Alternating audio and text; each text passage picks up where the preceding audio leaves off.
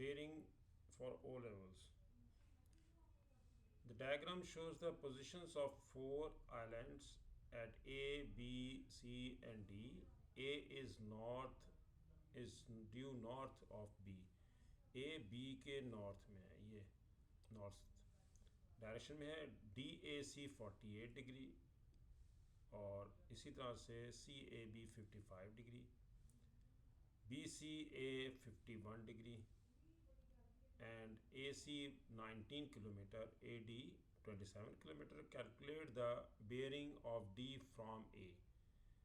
जब bearing find out करनी होती है तो इसमें एक पॉइंट आपने ध्यान में रखना, पहला सबसे पहले कि D फ्रॉम A, जहाँ से बेयरिंग फाइंड आउट करनी है उस पॉइंट पे डायरेक्शंस बनना ज़रूरी है. ये डायरेक्शंस ऑलरेडी बनी हुई हैं, north south east west. D from A तो इसका मतलब ए पे डायरेक्शंस. अगर ए फ्रॉम डी होता तो फिर डी पे डायरेक्शंस बनती, फिर यहाँ डायरेक्शन बनेंगे अगर ए फ्रॉम डी होगा. लेकिन अभी इस केस में हमारे पास डी फ्रॉम ए है तो हम डायरेक्शंस बनाएंगे ए पे. उसके बाद हमने सेकंड स्टेप ये है कि डी और ए को ज्वाइन करना है.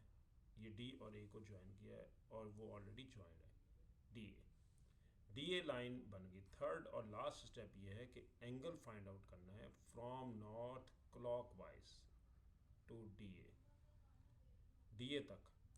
बस डी ए तक आपने ये एंगल नॉर्थ से कैलकुलेट करना है, नॉर्थ से ये एंगल कितना बन रहा है.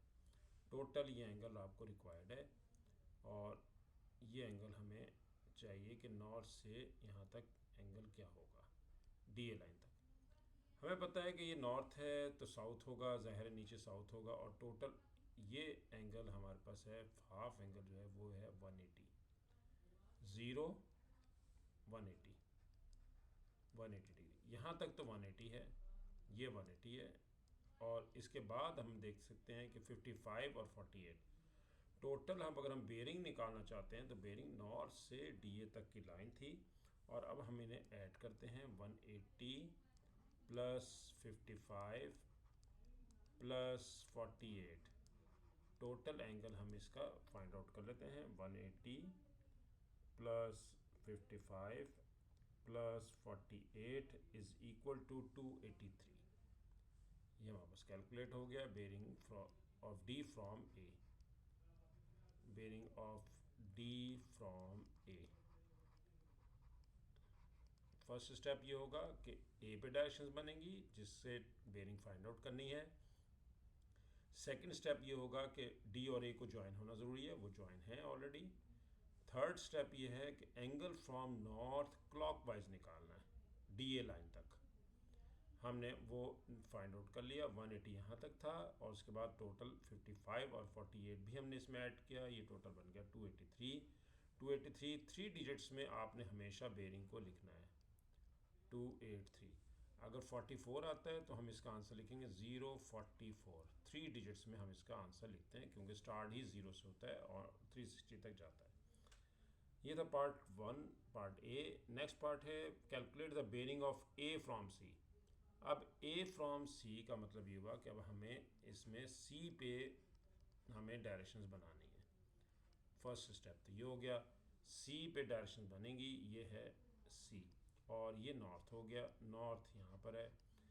और सेकंड स्टेप ये है कि ए और सी को ज्वाइन होना ज़रूरी है. वो ए और सी ज्वाइन है ऑलरेडी, ए और सी ये लाइन है. थर्ड और फाइनल स्टेप ये है कि इसका नॉर्थ से एंगल फाइंड आउट करना है यहाँ इस लाइन तक, ए सी लाइन तक. ये है बेयरिंग क्लॉकवाइज.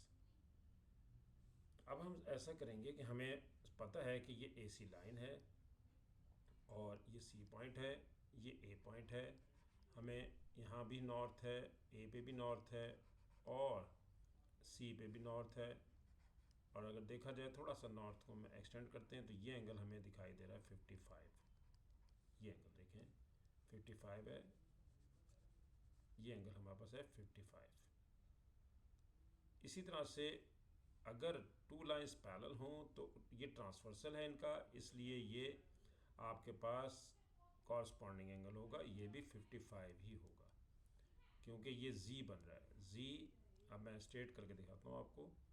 अगर लाइंस पैरेलल हों आपस में, ये लाइंस पैरेलल हैं और ये ट्रांसवर्सल है इनका एंगल। अगर आपके पास होगा यहाँ पर 55, इस तरह से अगर 55 है तो ये भी 55 होगा कॉरस्पॉन्डिंग एंगल्स। और ये हमारे पास ऑल्टरनेट एंगल, ये कॉरस्पॉन्डिंग है। और इस तरह से अगर लाइंस पैरेलल हैं, ये दो लाइंस पैरेलल हैं और ये ट्रांसवर्सल है, तो फिर हम ये कह सकते हैं कि हमारे पास ये और ये एंगल भी आपस में इक्वल होंगे, कॉरस्पॉन्डिंग होंगे, ऑल्टरनेट एंगल है ये हमारे पास। और ये जी बन रहा है इस तरह। जब जी बनता है तो ये ऑल्टरनेट एंगल बन जाता है। और अगर पैरेलल लाइंस होंगी और ट्रांसवर्सल होगा तो ये कॉरस्पॉन्डिंग एंगल होता है, ये एंगल और ये एंगल कॉरस्पॉन्डिंग होगा। क्रॉस होता है तो वर्टिकली ऑपोजिट होता है, इसलिए ये 55 है तो हमारे पास ये एंगल भी 55 हो गया। इसलिए बेयरिंग अगर हम कहते हैं कि ए फ्रॉम सी अगर हम कैलकुलेट करना चाह रहे थे तो आंसर आ गया हमारे पास 055। 3 डिजिट्स में आपने लिखना है। Calculate the distance between a and b, a और बी के दरमियान हमें डिस्टेंस कैलकुलेट करना है। ए बी डिस्टेंस हमारे पास क्या है, ये हमारे पास ए बी लाइन है और ये हमें एंगल फाइंड आउट करना है। हमारे पास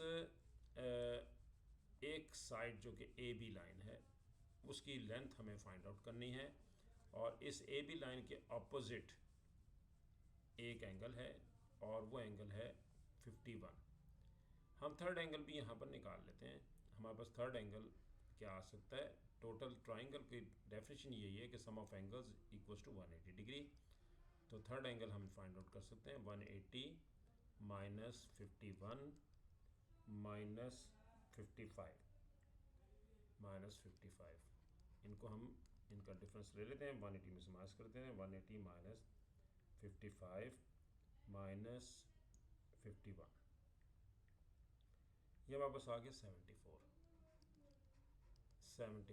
55 और 51 को सब्ट्रैक्ट किया तो हमारे पास 74 एंगल, ये थर्ड एंगल आ गया हमारे पास।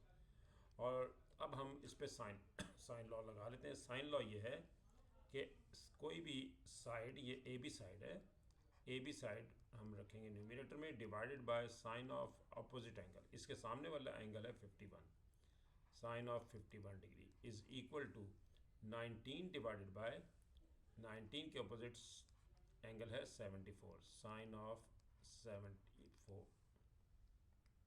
अब हम इसमें कैलकुलेट कर लेते हैं कि हमारे पास जो वैल्यू आ रही है वो कौन कौन सी है। साइन 51 की भी, साइन 51 की वैल्यू है हमारे पास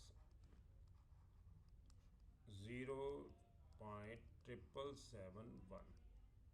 इसी तरह से हम कैलकुलेट कर लेते हैं साइन 74, साइन 74 और उसके साथ साइन, ये 0.9613।